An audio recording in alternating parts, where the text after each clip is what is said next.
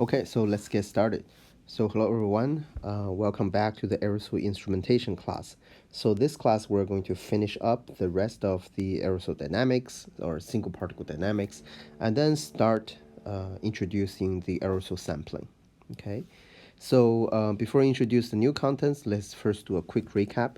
So last class we mainly spent most of our time on the single particle dynamics.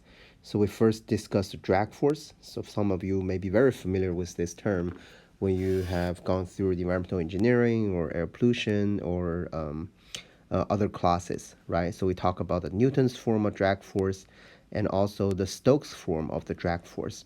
So we mentioned that for the scope of our class, we're just going to use the drag force following the Stokes form, which is 3 pi mu dp divided by c multiplied by Vr, right? And here the mu is the air dynamic viscosity,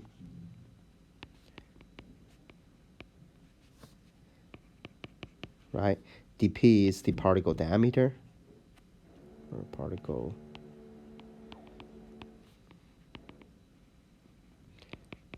right? C is the Cunningham slip correction factor.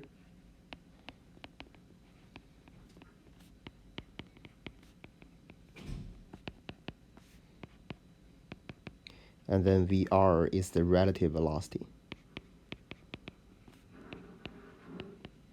Okay, so this is the drag force. And one thing I probably missed is that people also define this first term, okay, to basically isolate the effect of the relative velocity, because people know that the larger the relative velocity, the larger the drag force, right? And to separate the effect of the drag force, we also name this term as the friction factor. Okay, so friction factor, as the name means, it means the basically the friction that's added onto the particle by the surrounding fluid, right? So basically F equals 3 pi mu dp divided by c.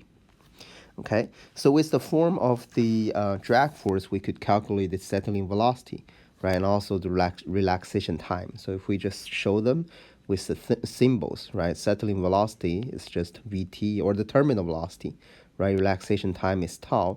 So if we first write out the equation for the tau, then that is dp squared rho p c divided by 18 mu, right? So we further show basically this term is derived when we're trying to solve the differential equation. And further, we find out that the settling velocity is just tau multiplied by g, okay? So this is a simple way to show or to relate how the the terminal velocity relates to the relaxation time. And further, we calculated the stopping distance, right? The stopping distance is just the integral of the velocity as a function of time, right? So we further show that basically we're introducing a particle in the into a stagnant air, right? And then by solving this differential equation, we directly find out that the stopping distance, or the maximum distance that the particle can travel throughout the entire time, is just the initial velocity, if we name it as v0, multiplied by tau.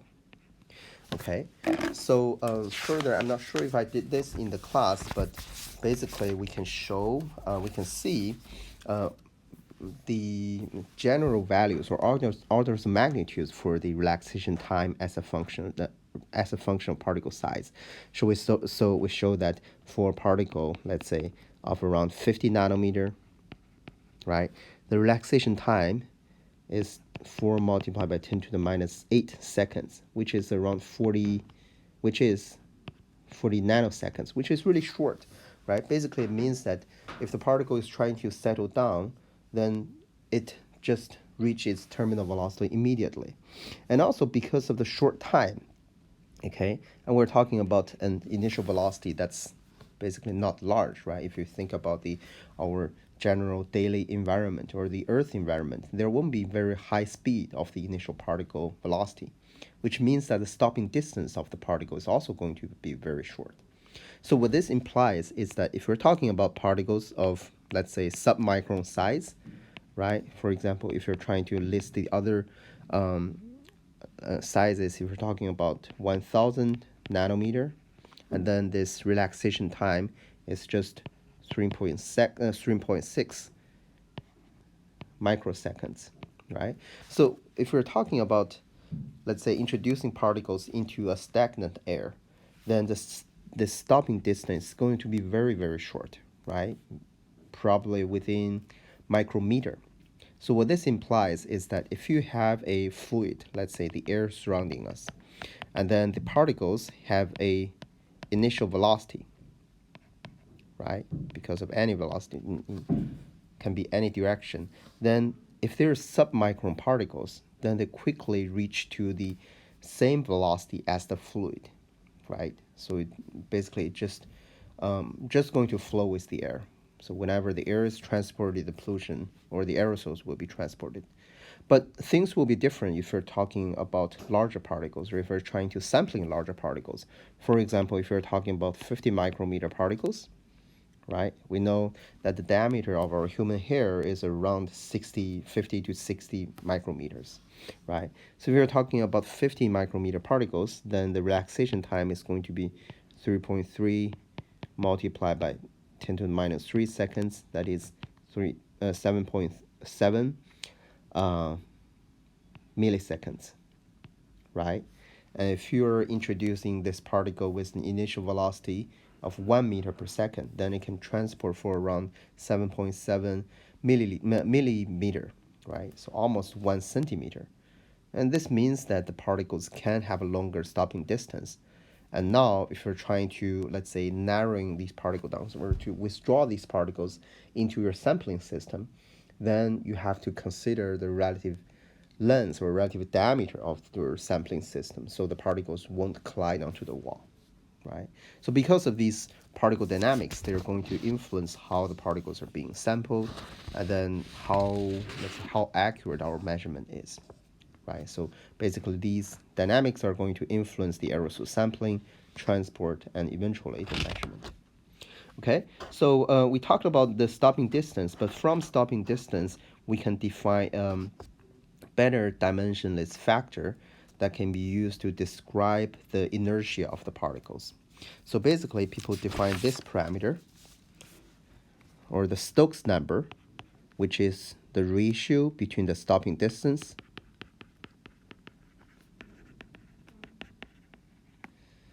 over the characteristic length of a geometry. It can be a tube diameter. It can be, let's say, similar to this, a plate in front of a flow. So by the way, if you haven't taken these air pollution classes, this is called an impactor. Okay, so impactor basically is a flow carrying particles, and then the flow directly impact onto a plate, right? So now if you think about the movement of the particles, the particles would just carry the same velocity as the flow, right? And then because the larger particles have a larger stopping distance. So if you consider the flow in the direction of this x direction, okay, or the minus x direction. So here, basically here the particles will have a final velocity of 0, right? Because they will just collide onto the particles, okay? So in order for the particles to avoid this plate here, then its stopping distance has to be smaller than the distance between these, let's say, the inlet of the flow and the plate itself, right? So basically, the larger the particle, right? The larger the particle, the larger the inertia, right? And also the longer the distance. So that's why people make this parameter called the Stokes number, which is just, if you show it in the expression, it's going to be tau minus the initial velocity divided by a length, right? So specifically for the definition of the impactor, people actually use the diameter of the inlet as the characteristic length, right? So, theoretically, it should be this distance, let's say from the inlet directly to the plate, right, in the vertical direction. But normally these dimensions, they are correlated with each other. So that's why people use a better or a more common parameter to show the Stokes number for an impactor. Okay, so why do we use impactors? The impactors are just used or commonly used to measure the mass concentration, especially the mass-based size distributions of the particles. Okay, so for this scenario, for example, if we're trying to introduce a flow towards this plate here, and as we know, the larger particles will just get collected because they have a longer stopping distance or a larger Stokes number, right? So we can design our geometry. For example, you can have a stage of the impactor.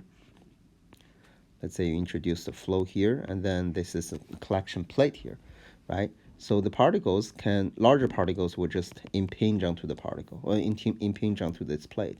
And smaller particles will bypass this stage and go downwards, right? Go to the exit, right? So we can specifically design this stage here, or to design the Stokes number so that the cutoff size is a specific cutoff size. For example, we can make it to be 10 micrometer. So what this means is that the particles collected onto this stage are going to have a size that are larger than 10 micrometer. Okay, so they're basically the larger particles. And then for the next stage, let's say after they're being introduced, what we can do is we can narrow this nozzle a little bit, right? So this, since the whole thing is enclosed, right? So if you have a flow here, so the flow through this nozzle here is also going to be the same flow rate as the initial inlet. So what this means is that we're going to accelerate the particles, right? By accelerating the particles, you're increasing the stopping distance of even the smaller particles. So basically, if you still have this stage here, what it means is now you're going to collect particles of smaller diameters. We can design this nozzle diameter, or we can design this distance here, so we can make it to be, for example, 8 micrometer. And then we can, again, concentrate the flow here, narrow the nozzle size, right? And then still have a stage here and collect particles of 6 micrometer. I'm just giving these hypothetical numbers, right? And so on and so forth. You can go all the way down, right? Finally to 1 micrometer. So now what people can do is we can just weigh the stage, measure the mass of the stage before and after the measurement, right? So basically you're going to get particles. For example, on this stage, it's just on this stage here, right? On this stage here, it's going to be the mass of particles with size between 8 to 10 micrometer, right?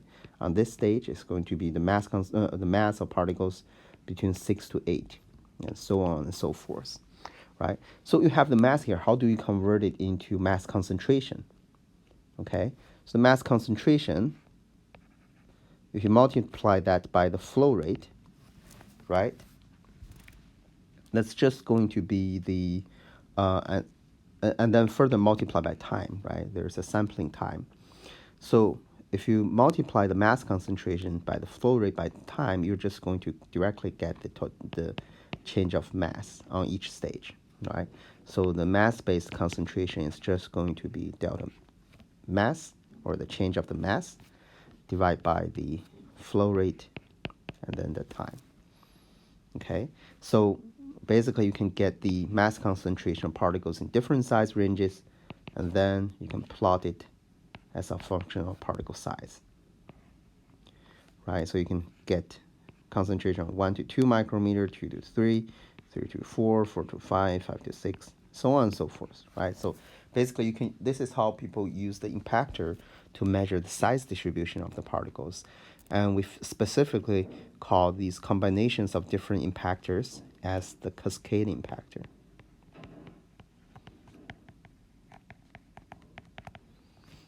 Okay, it's kind of working as a cascade, right? Different size ranges. And now if you consider, let's say, what happens if we just switch the stage, right? So we change the 1 micrometer stage up to here and change the 10 micrometer stage down here. So if we make that change, it means that all the particles larger than 1 micron will just get collected, right? And then because of that, particles, let's say, smaller than 8 micrometer or smaller than 6 micrometer, there won't be any particles in that range. So because of that, the downstream stages won't be able to collect any particles. Okay, and also you will more likely cause a let's say a clogging or blockage of the nozzle inlet because you just collect too many particles or too much let's say too much mass on that stage. Okay, so this is about the Stokes number. So overall, the larger the Stokes number, right? The larger the Stokes number, it means that the longer the distance or the longer the stopping distance that the particles can travel. Okay, so which also means that the larger the inertia. So now if you consider, let's say, if we're trying to sample the larger particles, for example, the dust or the cloud droplets, then because of their larger size, they're going to have a larger inertia, right? And because of larger inertia, after we introduce them into a tube, then we want to avoid these bends here, right? Because whenever there's a bend, there's going to be a deviation of the particle trajectory from its original, let's say, the flow direction or the flow trajectory, right? And then the larger particles will just get collected uh, due to the impaction. And we call this process as the inertial impaction.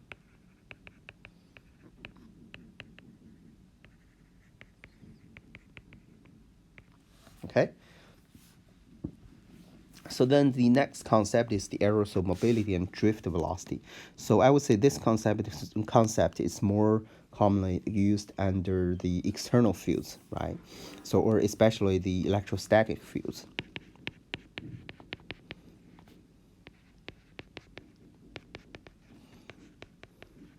So specifically, people use this aerosol mobility or electrical mobility to measure or to basically create instruments to measure the size distributions of the particles.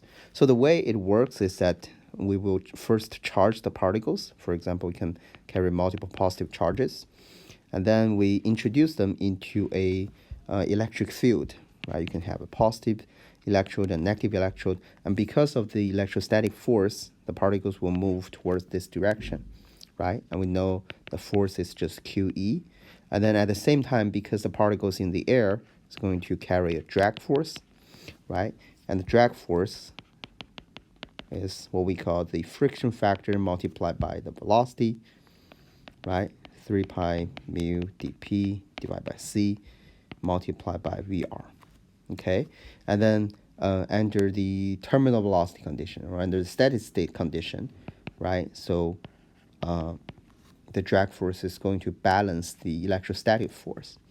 And then you're going to have the relative velocity equals QEC divided by 3 pi mu dp. Okay, so because of that, people define this electrical mobility.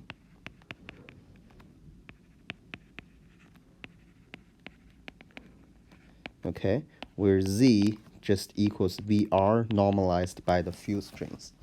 Okay, that is QC divided by 3 pi mu dp.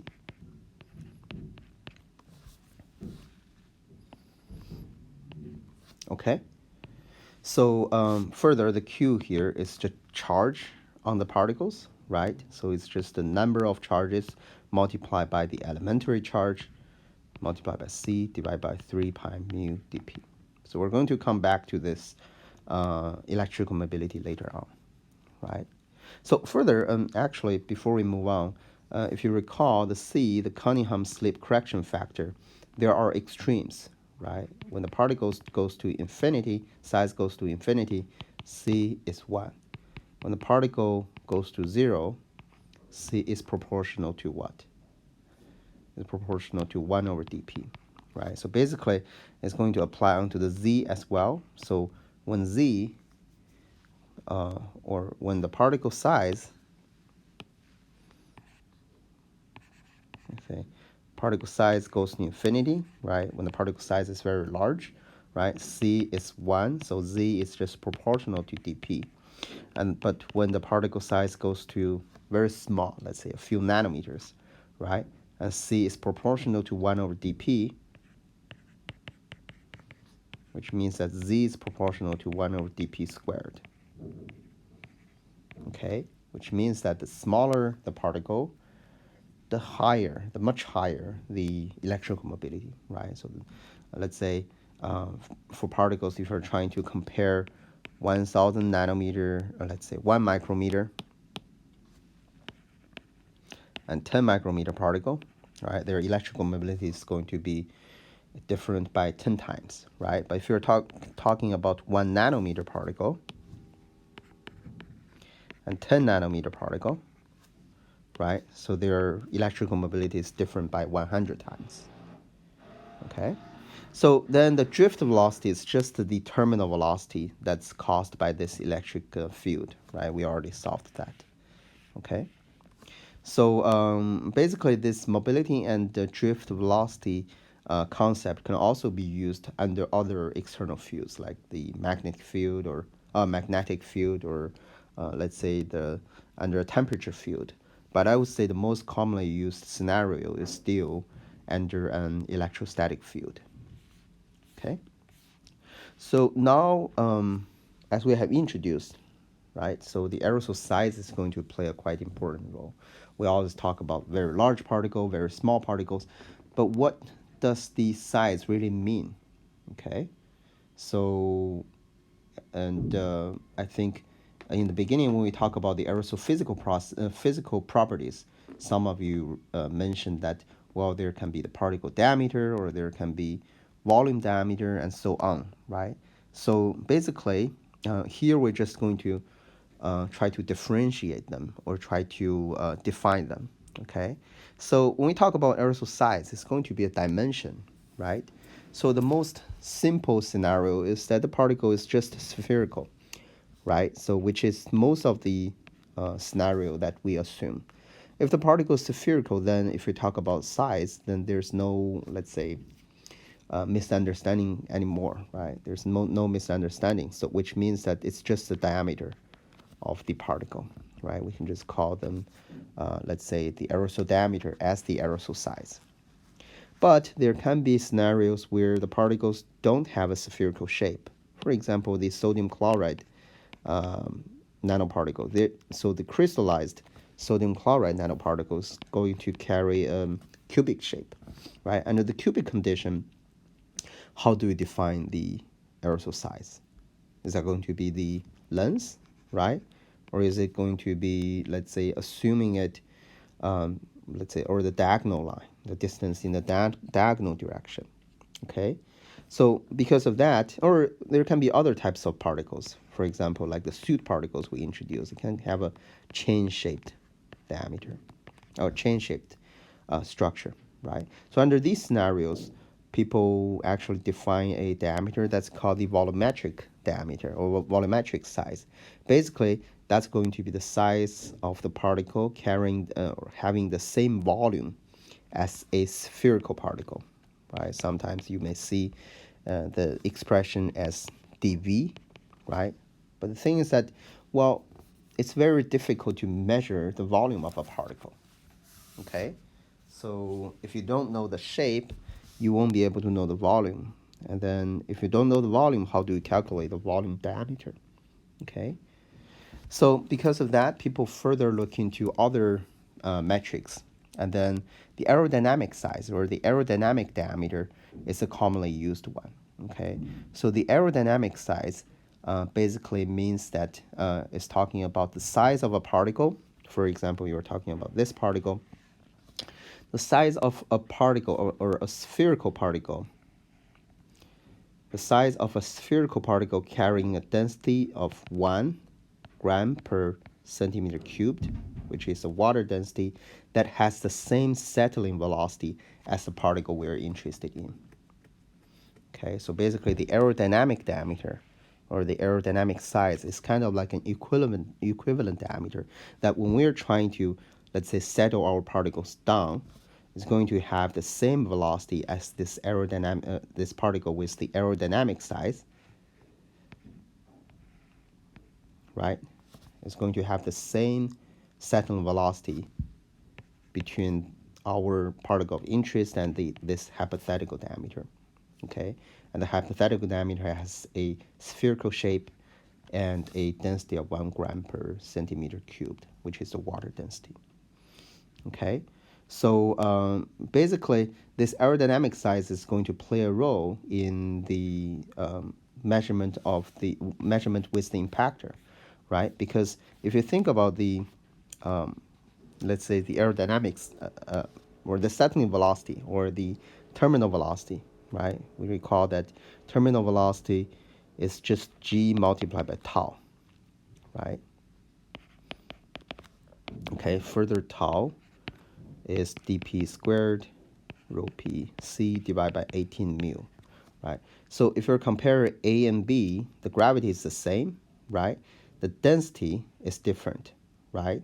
The Cunningham correction factor is different. The air viscosity is different. So basically, if you write it out, it's going to be rho PA CA equals B squared rho PB and then CB. And the B here, this is just water. Okay, so if you assume that the particles are going to have the same density, right? If particles have the same density, but then if they have a different structure, okay, so basically we can calculate, and we just need to compare, we can just send these particles, right? Send these unknown particles into the impactor and find out which stage they're getting collected, right? So basically we can use the inertia to find the equivalent diameter that has the same terminal velocity or the same stopping distance. Okay, so now if we just give a question, for example, if a particle has a spherical size, right?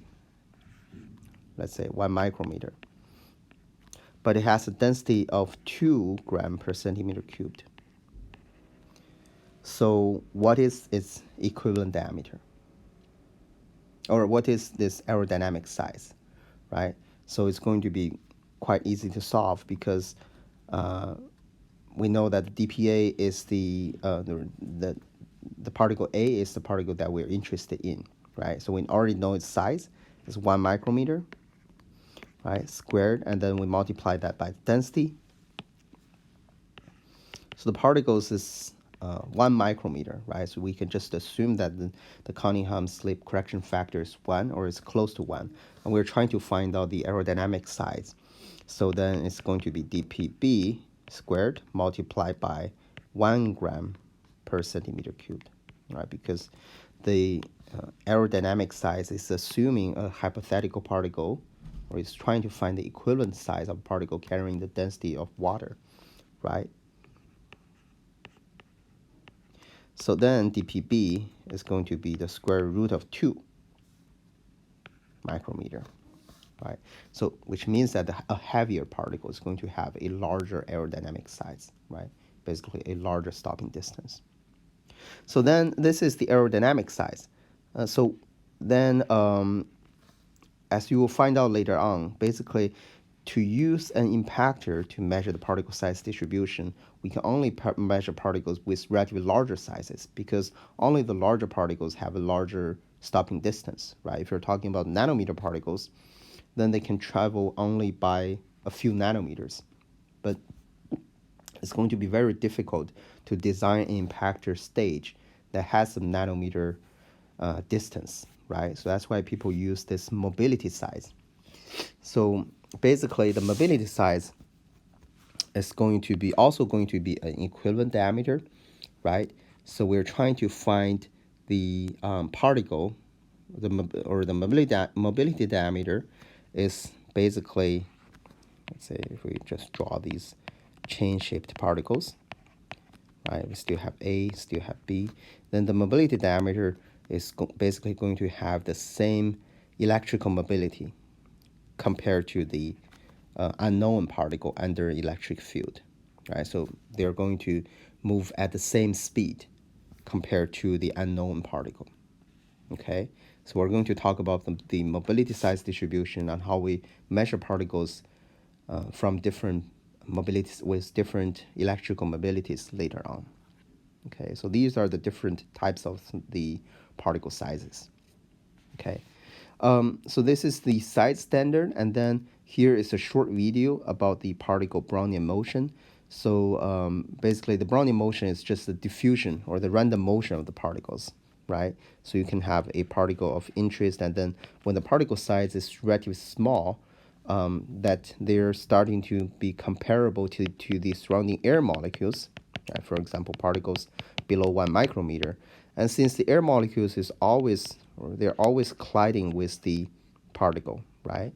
And then this collision here is not uniform, and because of that, these larger particles, or the particle of interest, they're also going to carry a random motion within the air. All right, so this video is talking about how the smoke particles moves in a tiny cell, right? So you can see that the particles are always randomly wiggling. So it turns out that there can be a way to calculate how far the distance, what displacement. So basically the particles is moving around, right? So what is the displacement between the, or let's say this is called displacement. So what is the displacement the particles have made as a function of time, right? Because we know the longer the time you give to the particles, then the longer the distance it may travel, right?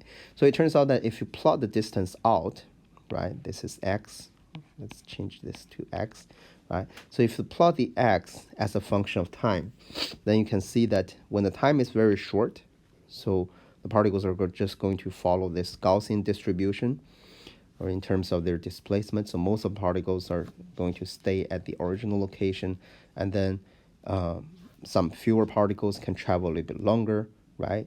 And then as time further goes on, right, to 2, this might be a dimensionless time, right? So the particles are more spread, which means that the particles have already diffused away. Okay, so this is the diffusion. So then, basically, people find out that the average displacement, or the square of the displacement, has an average value of 2 dt. So, so in this equation here, the d is the diffusion coefficient. So the diffusion coefficient of the particle, right? And t is just the time. Okay, you can see the longer the time, the more displacement these particles can make, right? So because of that, you can just calculate an average particle displacement that is just the square root of 2 dt. Okay, so then you may have the question, how do we calculate the d? How do we calculate the particle diffusion coefficient? So a simple way to calculate it is just by using the Stokes-Einstein equation. So Stokes-Einstein equation derives that the diffusion coefficient is just the multiplication of Boltzmann's constant multiplied by temperature divided by the friction factor. Okay, so K is the Boltzmann's constant.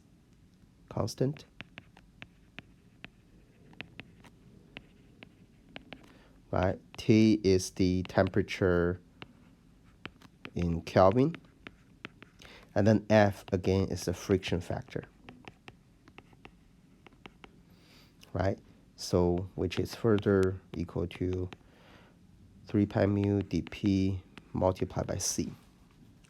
Okay, so we can do some simple calculations. If we're talking about a particle of a size of 10 nanometer, okay, so if you plug in let's say first the into the Stokes-Einstein equation, right? So you can find out that the diffusion coefficient is 1.38 multiplied by 10 to the negative 23, 298, and then the Cunningham slip correction factor is 22.2. Okay, so 3 pi mu, and then dp 10 to the minus 8, right? So the diffusion coefficient is 5.1 multiplied by 10 to the negative 8. should be meters squared per second. Okay.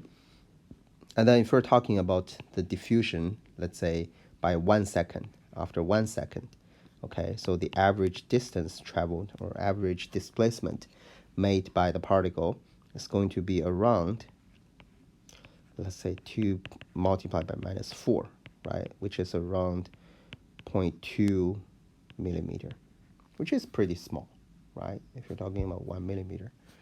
And if you're talking about particle of 1 nanometer, so by plugging in the same number here, you can find out the diffusion coefficient is 2 multiplied by 10 to the minus 4. Oh, well, it's 5 multiplied by 10 to the minus 6.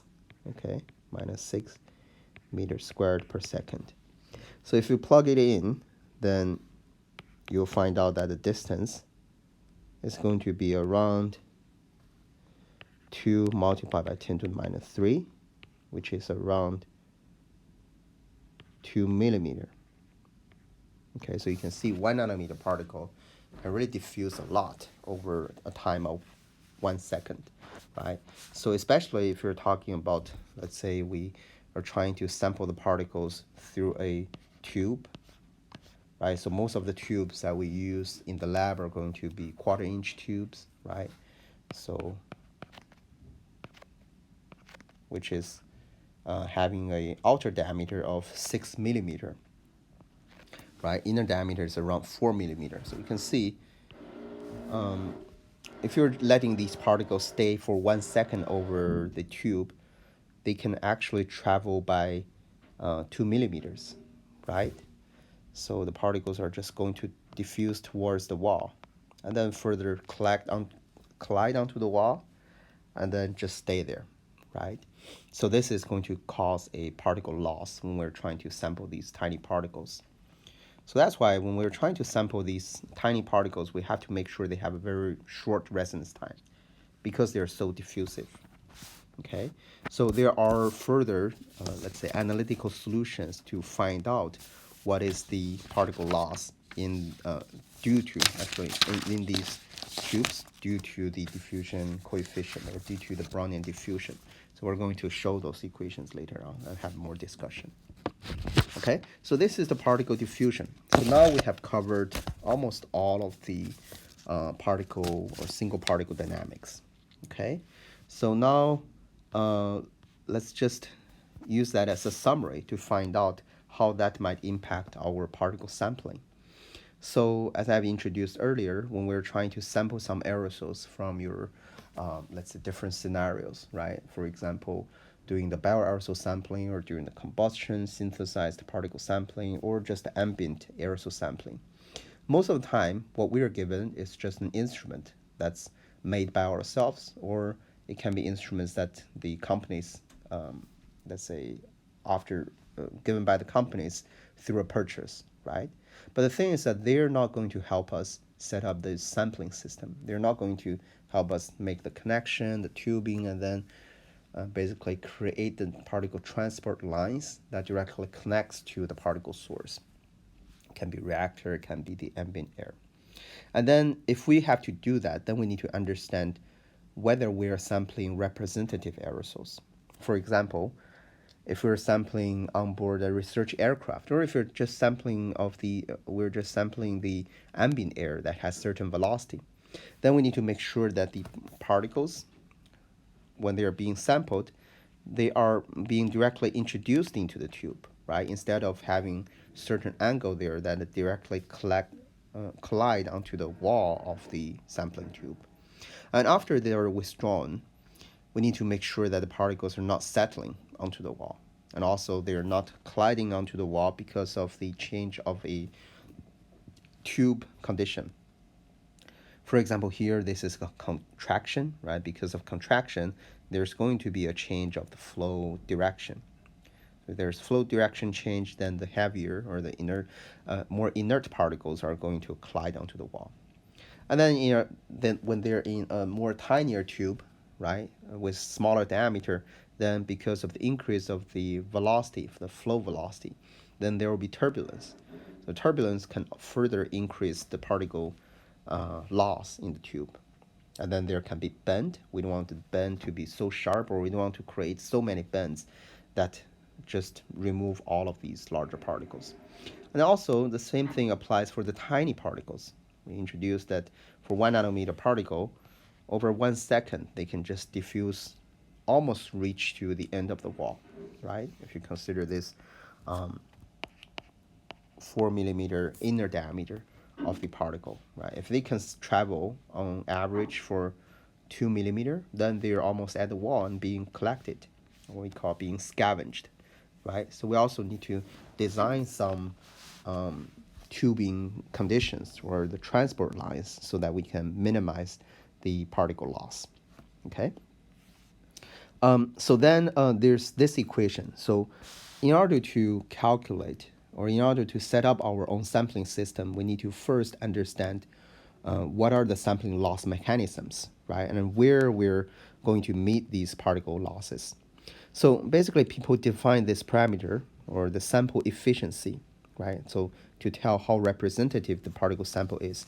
As we introduced earlier, it can be involved with the inlet condition, right? So basically, it's going to be a multiplication of the inlet efficiency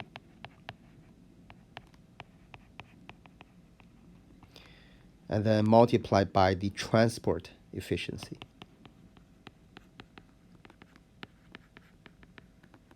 So basically, the particles are just being transported in the sampling line here. And further, the inlet velocity can be calculated by the what people call the aspiration efficiency multiplied by the transmission efficiency.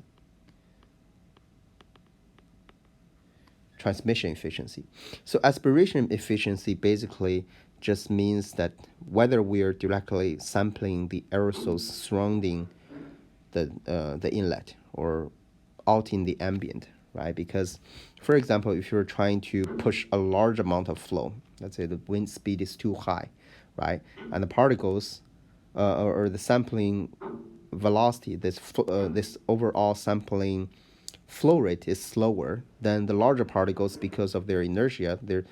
So more particles can get in, but the smaller particles can't get in, right? That is oversampling of the particles. That is related to the aspiration efficiency. And the transmission efficiency basically means that at the inlet region, where we're going to set up this boundary layer surrounding the inlet during this region here, right?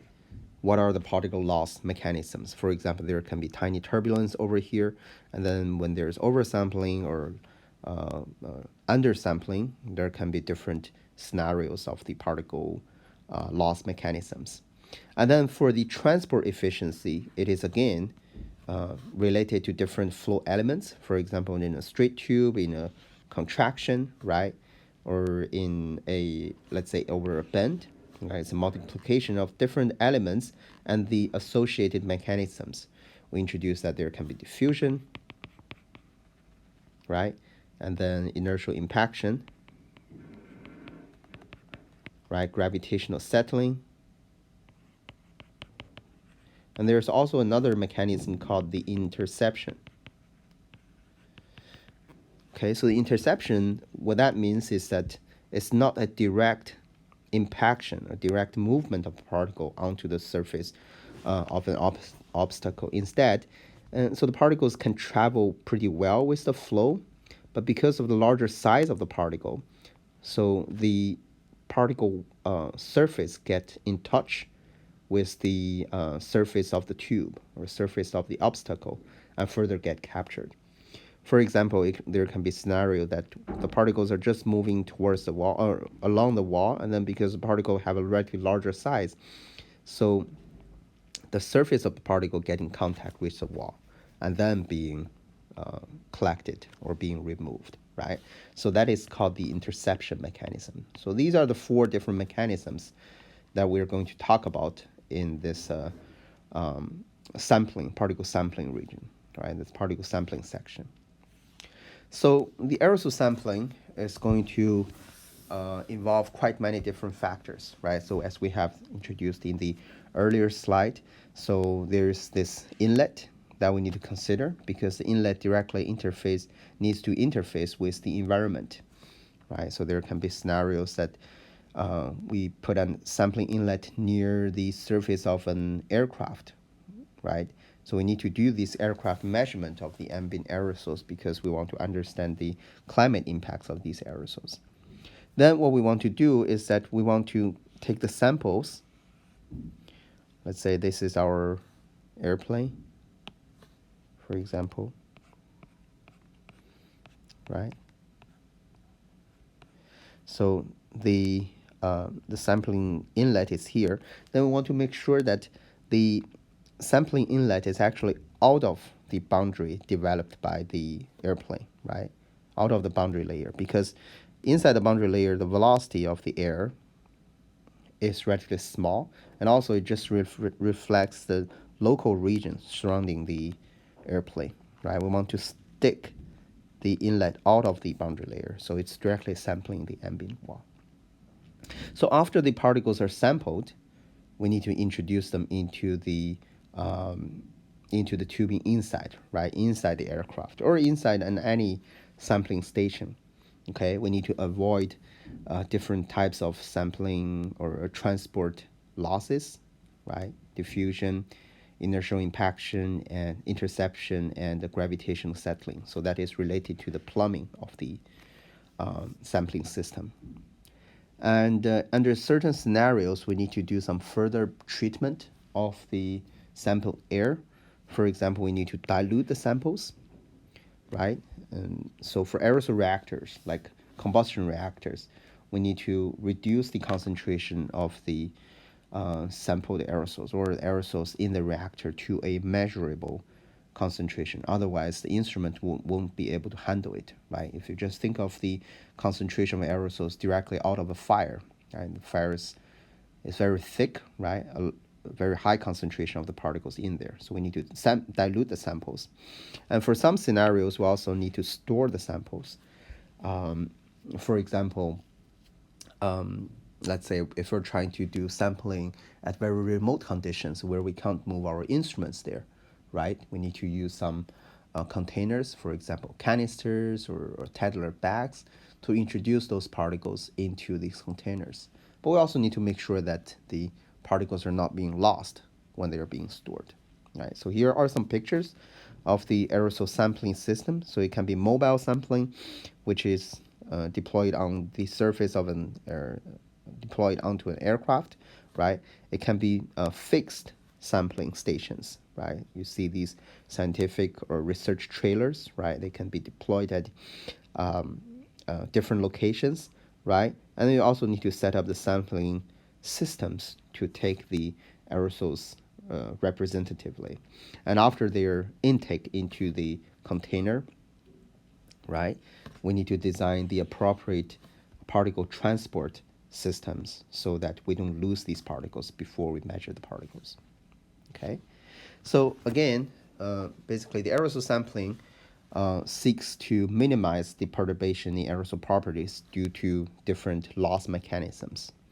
Again, they include the gravitational settling,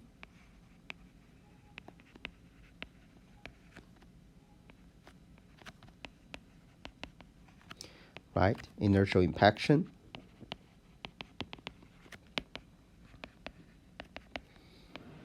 interception, and then Brownian diffusion, right? Just diffusion.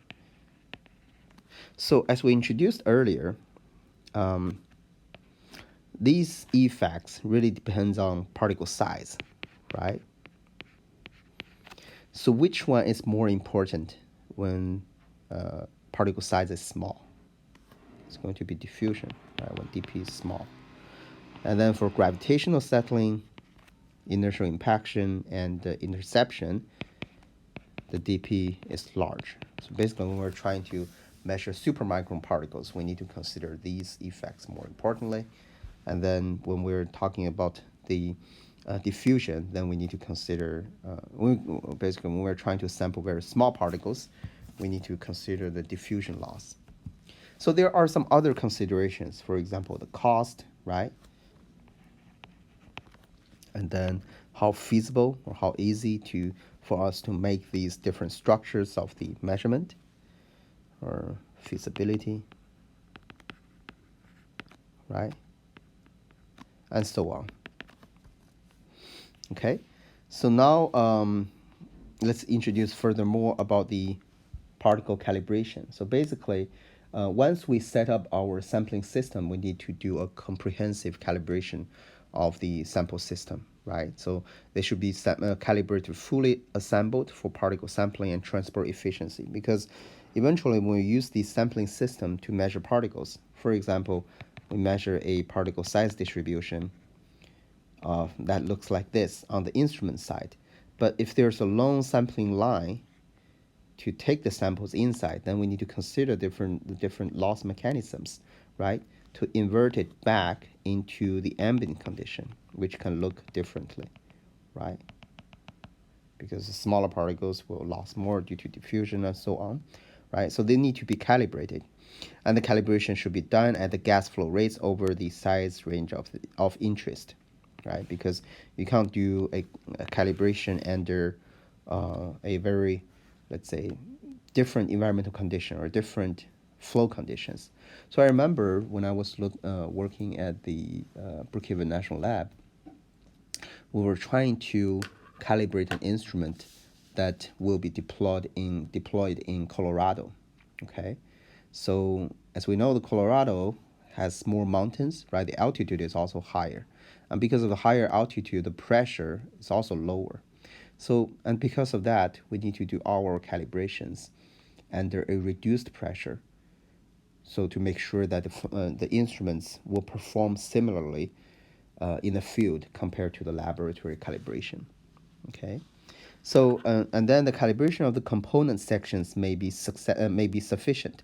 So what that means is that, for example, if you know let's say if you set up a sampling system that has multiple bends, and then for each bend it has certain flow rate, right? Although this is not ideal, but for some scenarios, this may be the case, because our instrument is not only it's not the only functioning instrument, right?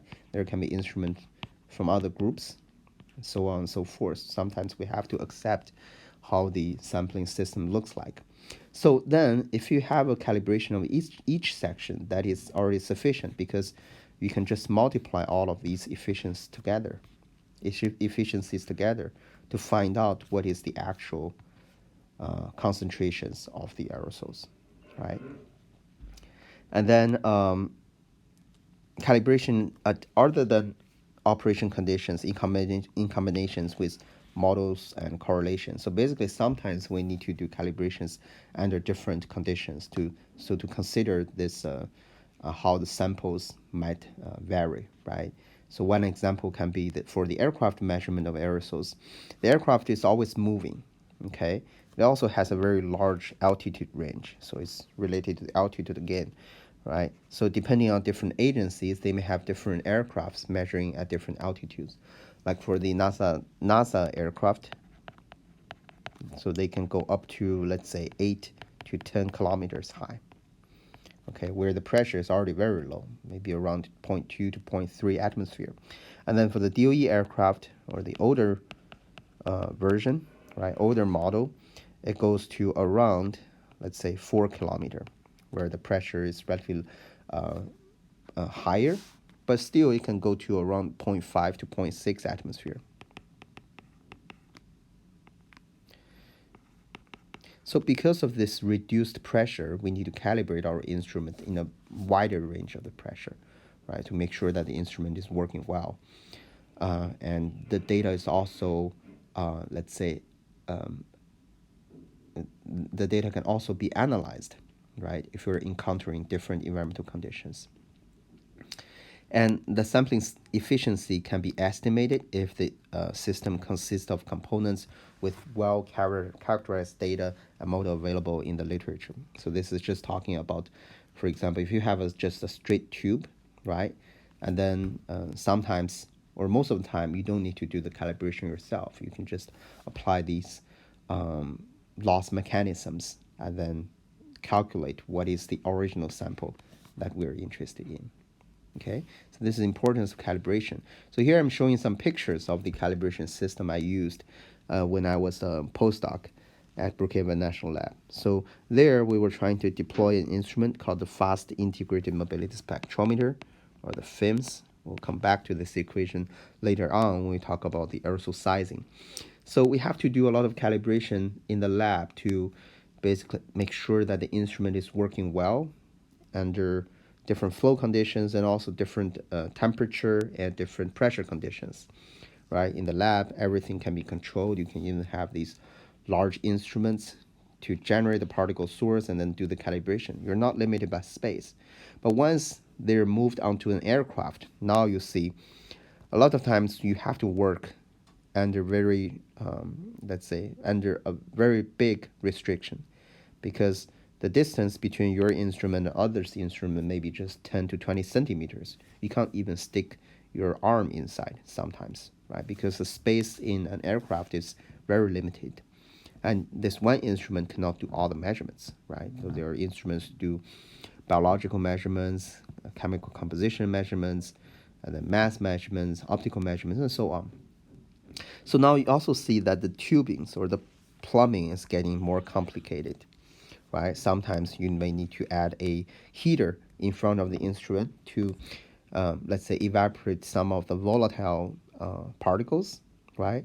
And then you need to use a valve, right, to switch into different sampling lines when the aircraft is in the cloud or the aircraft is out of the cloud. And there's also dryer to get rid of the water vapor on the particles, because if you're sampling in the cloud, then there's a lot of water vapor, right? And there can be all different types of instruments drawing power and then drawing airflow inside. So it can be very complicated when it's being deployed, right? So that's why calibration is very important, because you don't want to do the calibration once the instrument is already on the field. Under that situation, it is already too late, right? So generally people will also do pre-calibration and post-calibration.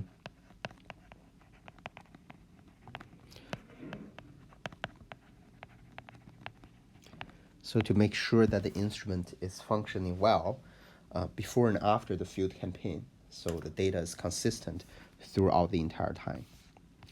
So that's why whenever people see the aircrafts, right, to do these research measurements, they always see, wow, this is a fabulous aircraft, at least when you look from the outside, right?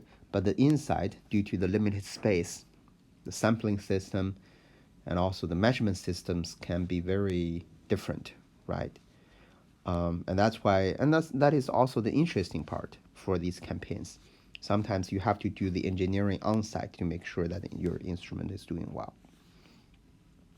And this is another example. So basically during a DOE campaign, we were trying to look at the aerosols over the Azores, over the Atlantic Ocean. Okay, so we had this instrument called the FIMS, but as you can see, it's not at the inlet of the system, of the sampling system, right?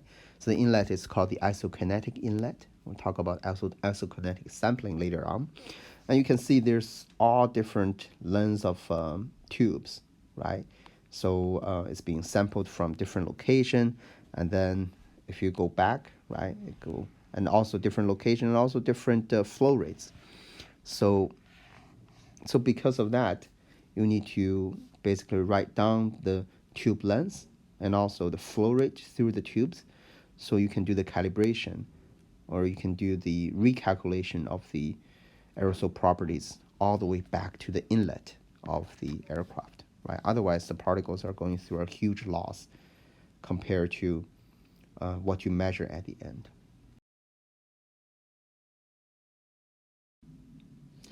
So now we will talk about the aerosol sample efficiency. As we introduced earlier, the sample efficiency can be separated into the inlet efficiency, multiplied by the transport efficiency. Okay, so the inlet efficiency is just what happens at the inlet, or at least the region where the flow is establishing this developed flow, right? We're establishing this boundary layer. And the transport efficiencies after the particles are taken by the inlet, and then how the particles are getting lost in the tube or in the band and all the different structures before they are being sampled by the particles, not before they are being measured by the instruments. And further, inlet efficiency can be separated into the aspiration efficiency multiplied by the transmission efficiency. Okay, so the aspiration efficiency is related to how the aerosols are being sampled in relative to the wind speed. So the most commonly used method is called the isoaxial sampling. So what that means is that the sampling inlet is using a flow direction, or the direction of the flow through the sample inlet is the same as the surrounding wind direction. Okay, so there can be non-isoaxial sampling. For example, you can have a tube that's directly sticking outside to the environment, but the wind is blowing in this way, right?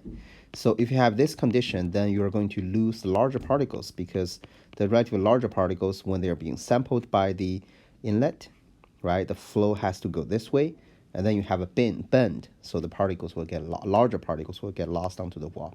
So isoaxial sampling just means that the when we set up the sampling inlet, then the sampling inlet is directly facing the flow. Okay, and further, under the isoaxial sampling, there can be different velocity scenarios. So by meaning velocity or the flow rate, I mean that if you have a sampling probe that looks like this, right? This is a sampling probe, and then you have all the different instruments downstream of this sampling probe. So basically, you are trying to pull the flow through the sampling probe. There can be different flow rates, Q1, Q2, Q3, Q4, and then adding them all together, you can name it as Q total, right? Adding all of these flow, because each of the flow are driven by certain vacuum pump, right? So there can be a Q total. So because of this total flow rate, it's going to give you or require a velocity of the flow, and we can call it as U, right? This is what's happening inside the sampling inlet, right? But the surrounding can have a different wind velocity, and we name that as U0. So under the isoaxial sampling condition, then we can imagine that the U is not always going to be equal as U0, because the wind can blow at any different speed, right? So then what happens when U equals 0, and what happens if U is smaller than U0 or larger than U0?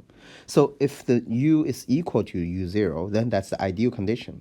So basically, if you draw out the streamline of the surrounding flow, right? So it's just going to correspond to this section of the flow. So whatever is inside this imaginary boundary, or these two streamlines here, the particles will just get sampled. Okay, they will just get sampled inside. And further, when you further develop this boundary layer here, there can be some particle loss in this, let's say, the transition region or the inlet region, right? But there can be sub-isokinetic sampling, which means that the wind velocity is actually larger than the sample velocity, which means that if you think of extremes, right? So let's just imagine we have one instrument downwind the probe. So it's just pulling a flow rate of 1 liter per minute. And then the surrounding air has a large velocity, which has a velocity of 100 liter per minute, right? So now if you think about this scenario, if you draw the two streamlines again, right, constraining this flow here, then it's going to correspond to a smaller cross-section area in terms of the total flow volume. Okay, so this smaller flow stream is going to get introduced into the inlet, into the sampling inlet. Then you can think of the surrounding flow that are not being sampled, right? Here is also flow that's flowing this way. Okay, then the larger particles, or the particles having larger inertia or larger stopping distance, they're not going to follow the flow. They're not going to follow the streamline here, right? They will just go inside and getting sampled. Smaller particles, they will just go with the flow and they can be sampled with no problem. So under the subisokinetic condition,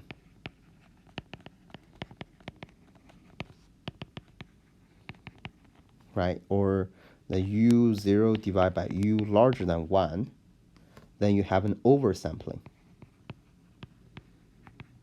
of the aerosols, right? The efficiency, especially you call this as the aspiration efficiency, is going to be larger than 1.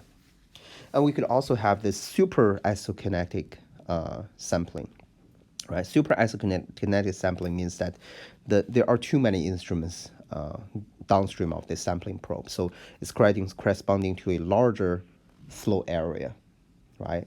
So the streamline is going to be wider.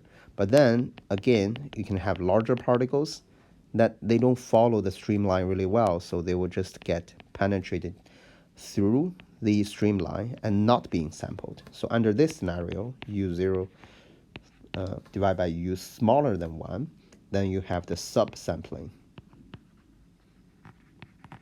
or the aspiration velocity is going to be smaller than 1. You don't collect enough of the larger particles which have longer stopping distances. Okay, so let's test whether this is correct, right? So people actually conducted experiments and then calibrated or determined how the aspiration efficiency changes as a function of the U0 divided by U, and also the Stokes number. So as we said, the Stokes number is a way to evaluate the inertia of the particle. Or basically you can correlate with particle size. Larger particles have larger inertia. So you can see this aspiration efficiency is mainly going to affect the larger particles.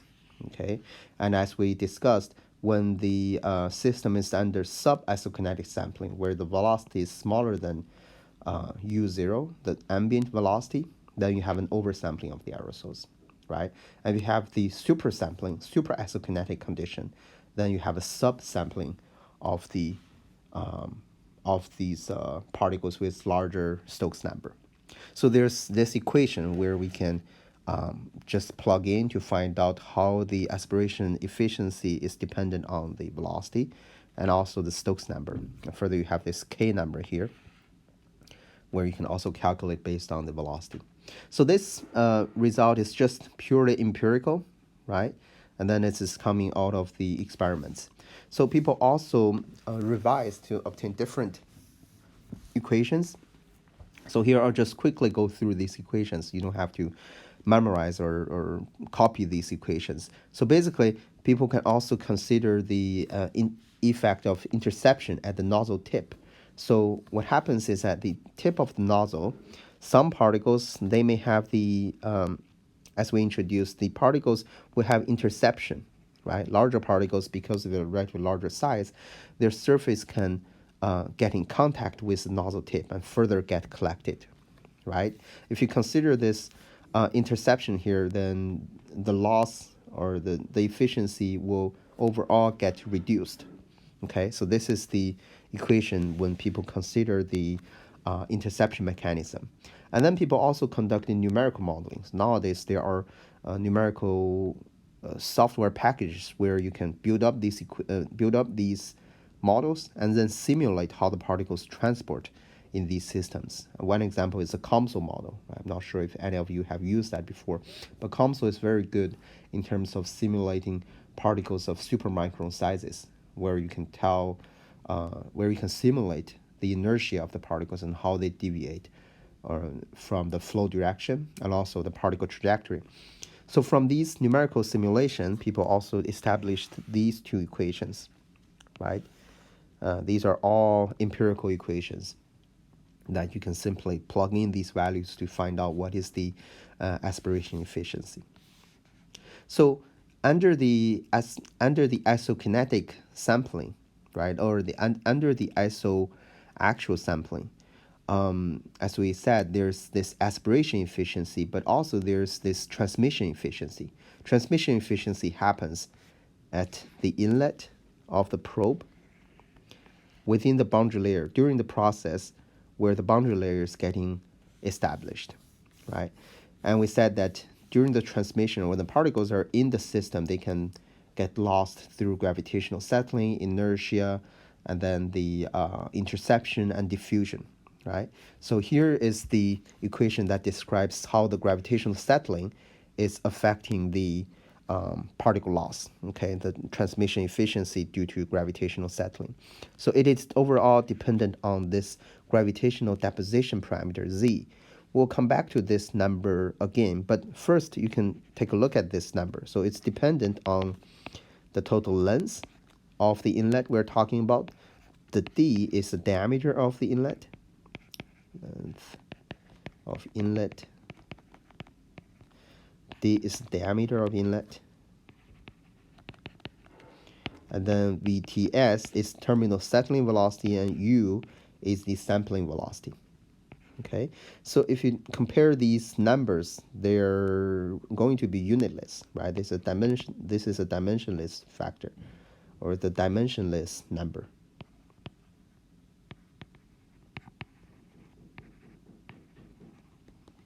Okay, dimensionless number. And further, you can do some rearrangement of these values, right? So you can do L divided by U, and then you can further make a division here, then D divided by VTS, okay? L divided by U is basically the time of the flow. And then D divided by VTS is the time needed for the particle to settle, right? Time needed for the particles to settle over a distance of the tube diameter.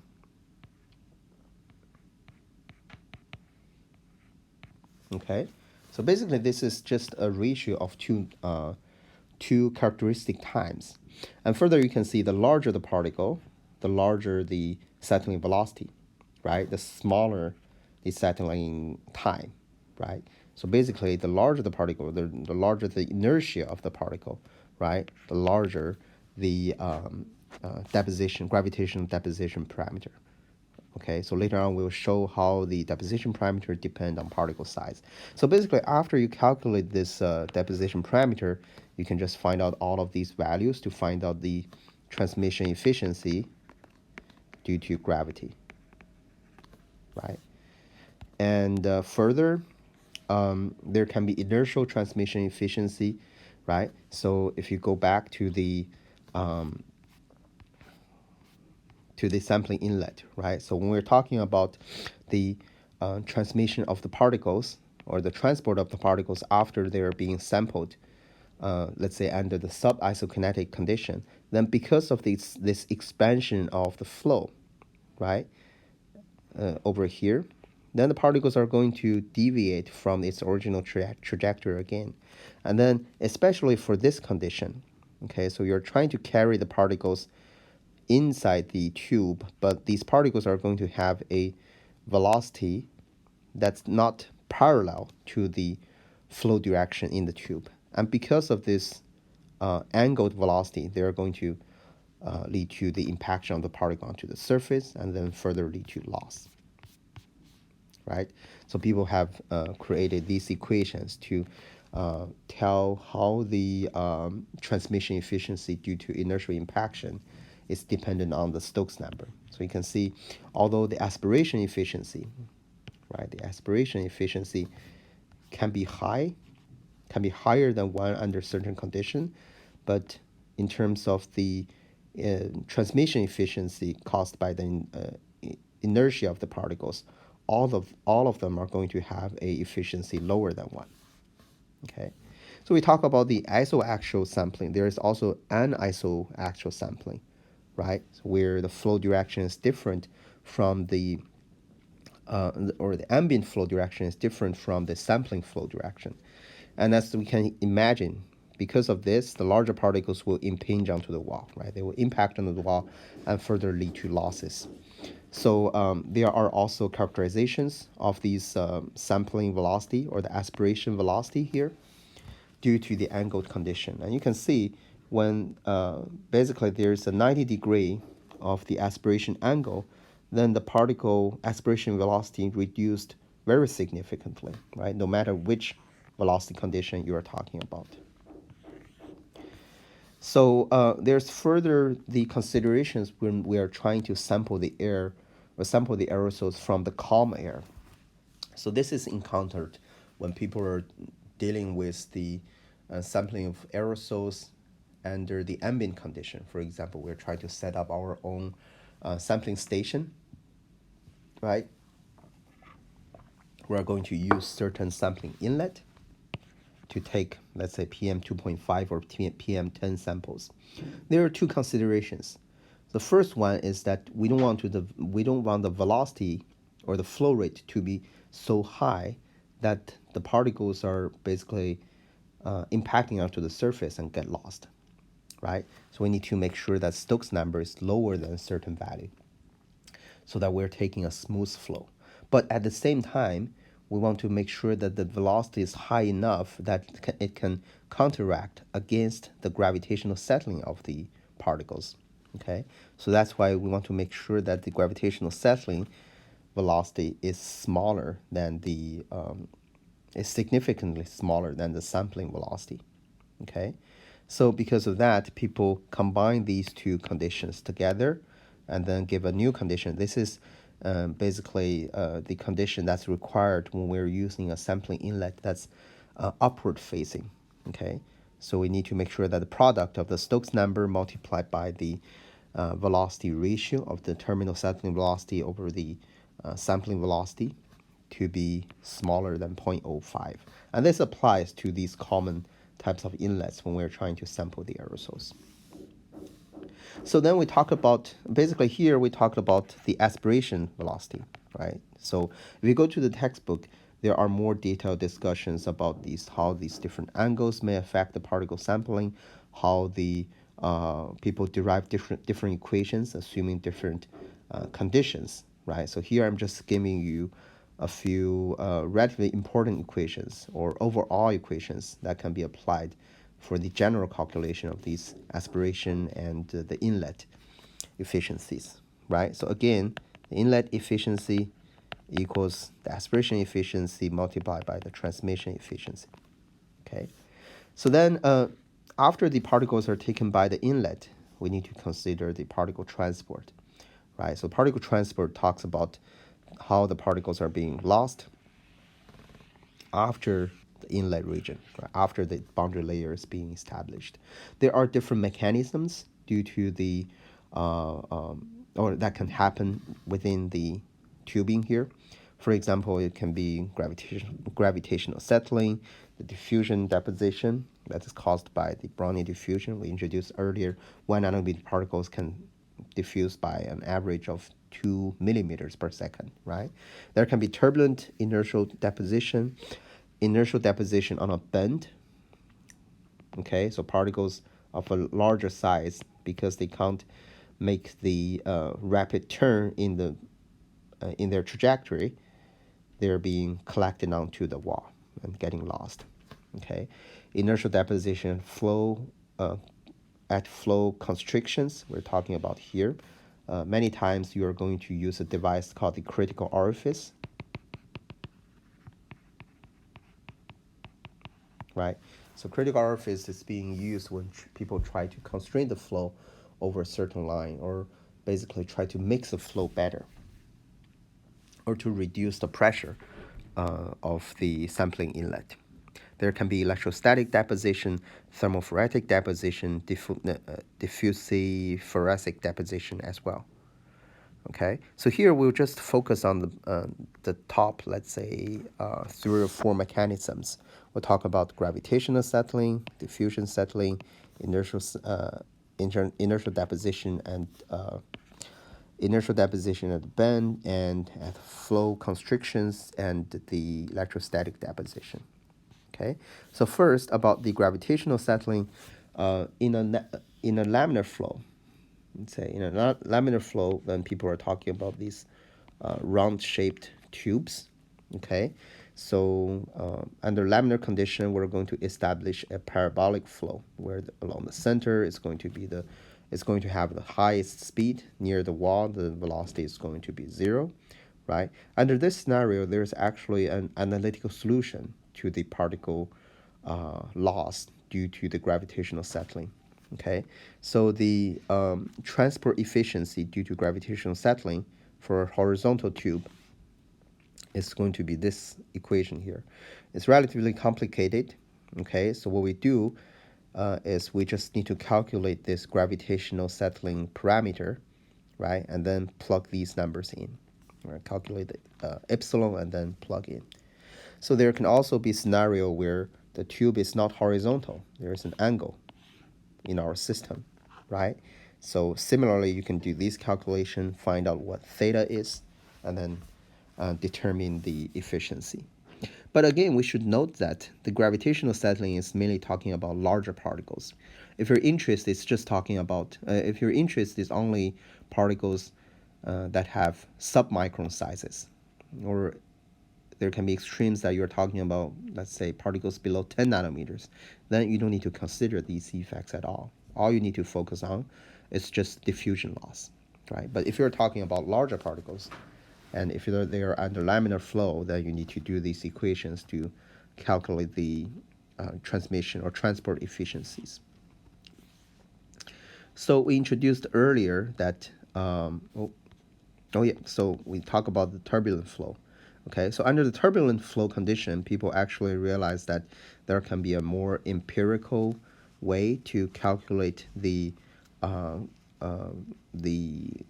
particle transport efficiency due to the gravitational settling. So it turns out that the equation is actually shorter, although this is more of a, I would say, an empirical way that people find out the equation to be look like this, right? And then if you plot it out, you can see that overall, the turbulent flow is going to play a more important role when the particles are having a larger mass, okay? And also a larger, a smaller angle, okay? It's z multiplied by cosine theta. So when theta is equal to 0, then you have the largest value here on the x-axis. So here is also plotting the gravitational settling parameter as a function of particle size. Okay, so you can see over the entire range of, let's say, 10 nanometer to 100 micrometer, right? So it looks like there's a transition, right? So under the smaller size, it's having this kind of slope in the log scale, and for the larger size, it's using a different slope. So why is that? Okay, so here is the showing the z as a function of particle size in the log scale. So if I ask you what is the slope here and what is the slope here, how do you find it out? Okay, we need to look at the gravitational settling parameters expression. Okay, so z is equal to VTS divided by d multiplied by L over U, right? So when we're talking about different particle sizes, these are just constants. So z is just proportional to VTS. And further, VTS is tau multiplied by g, so it's proportional to dp squared rho p divided by c divided by 18 mu, right? Because g is constant as well. So further is proportional to dp squared c. Again, when particle size is very small, c is proportional to 1 over dp, right? When particle size is large, c is just 1. So that's why here the slope under the larger size condition is going to be 2, and slope under the smaller size condition is 1. Okay. So this is the gravitational settling in the sampling tube. And then there's also diffusion deposition, okay? So if you consider diffusion deposition, what happens is that the particles are being introduced into this circular shaped tube, okay? So there are aerosols getting introduced. So the particles are going to diffuse. inside the tube as well. But once the particles get collided onto the wall due to diffusion, then they're not going to get back into the flow anymore, okay?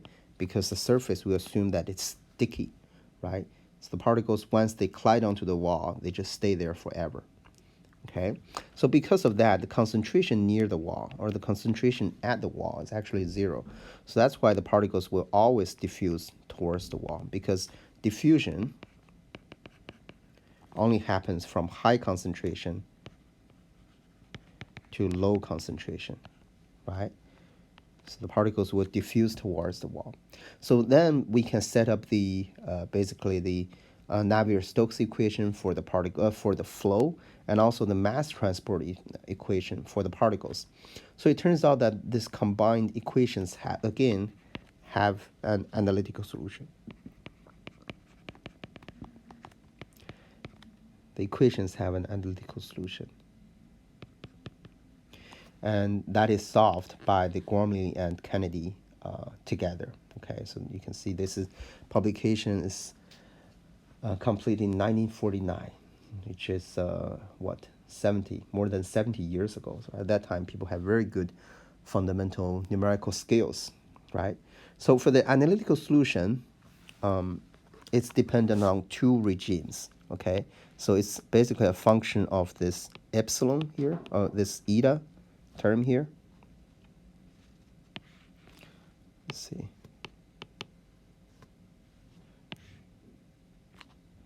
Okay. Further, this eta has an expression like this. So pi is just a constant. D is a diffusion coefficient. L is the length of the tube. And then Q is the flow rate that's in the tube, okay? So basically, you can find out that overall, the higher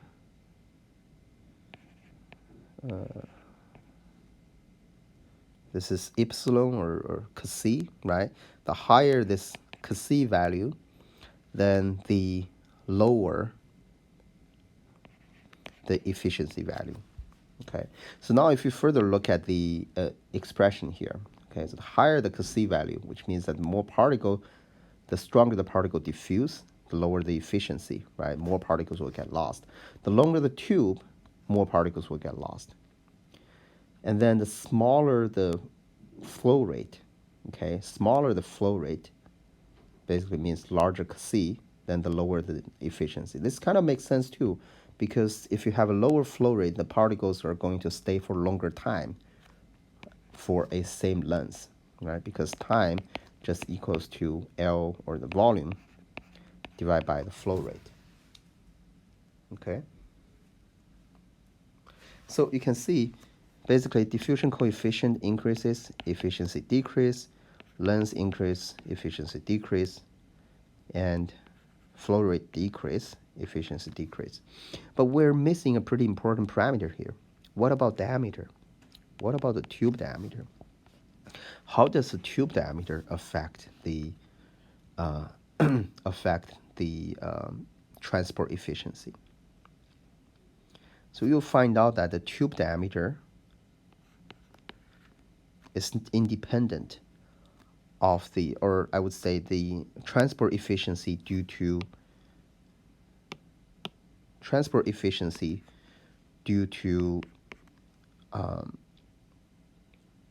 diffusion is not a function of tube diameter.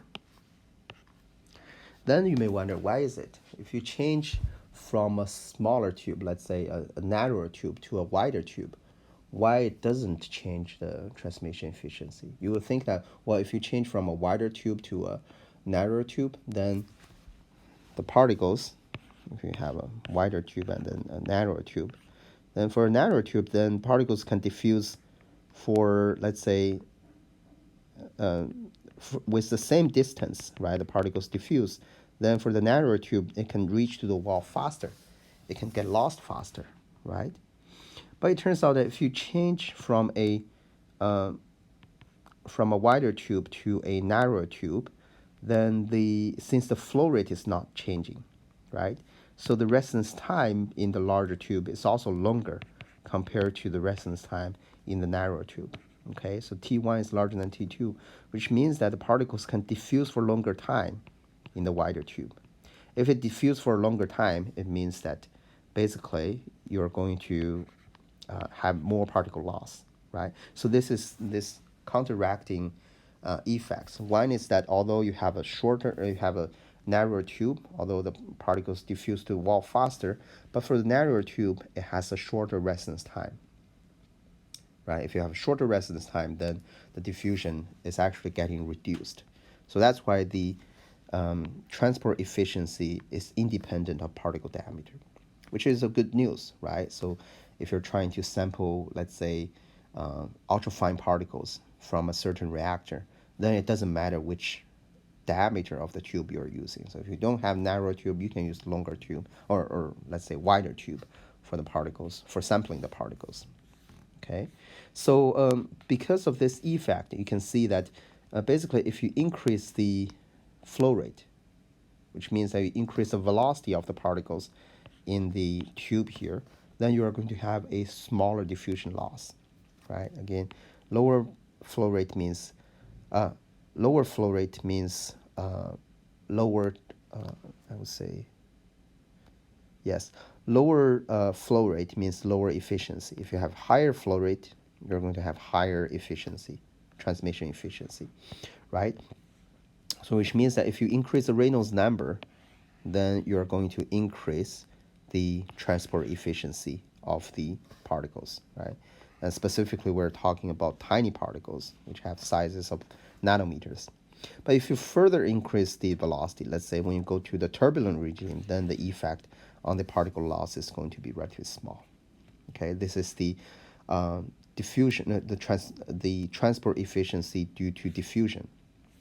And this is again doing some simple plots showing how the diffusion, how the transmission efficiency or how the transport efficiency is dependent on particle size, and also dependent on the length of the tube, right? If you have a shorter length of the tube, right, then you're going to have a smaller loss of the particles. If you have a longer tube, then you're going to lose more particles. Okay, so if you're trying to sample, let's say, particles of 10 nanometer, right? This is 10 nanometer.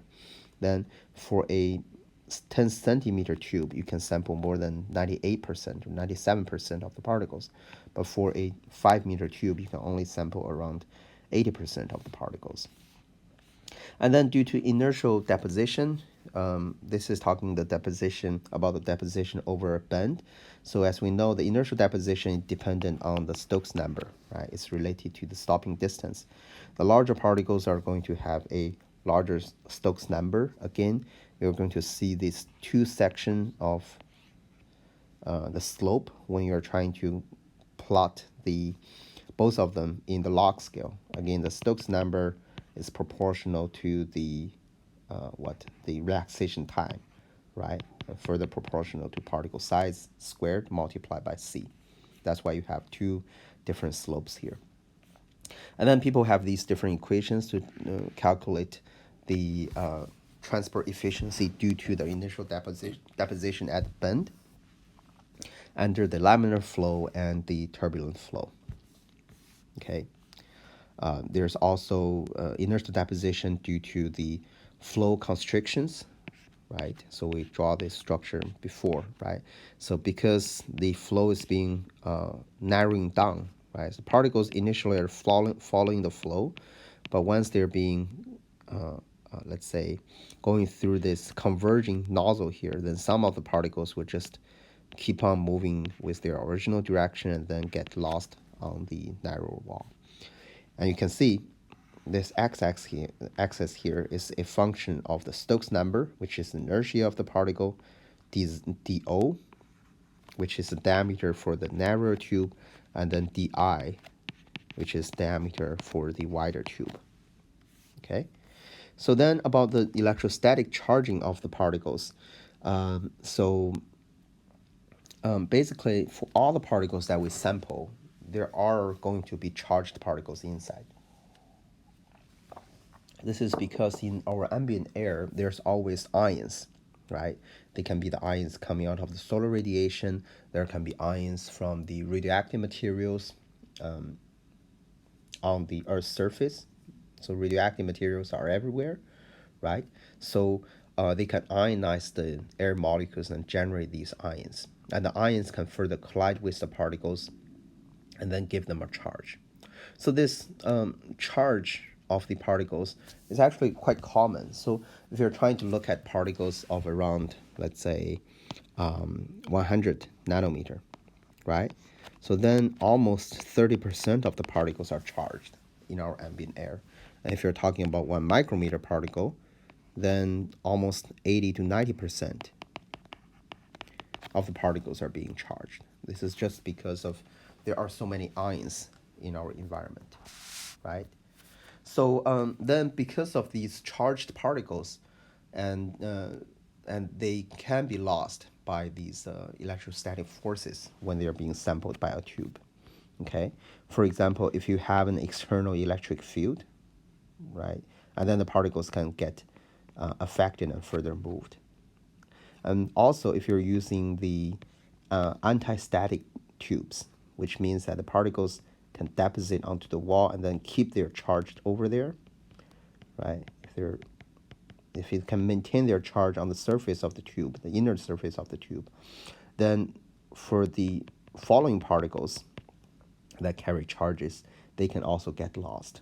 Okay, so if you have an external field or anti-static tube, right? So they are not ideal when we are trying to analyze, when we're trying to sample the charged particles.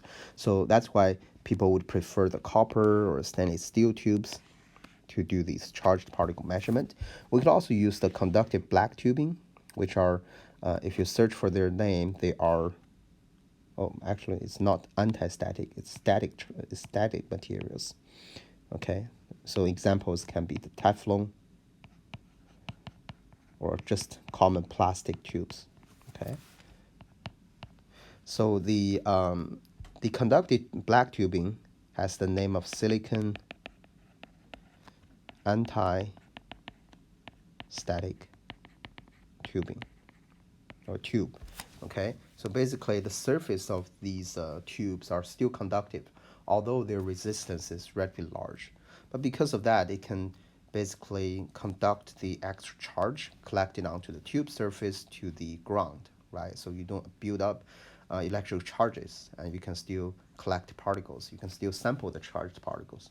But the issue with the silicon conductive tube is that it generates a lot of gas vapors.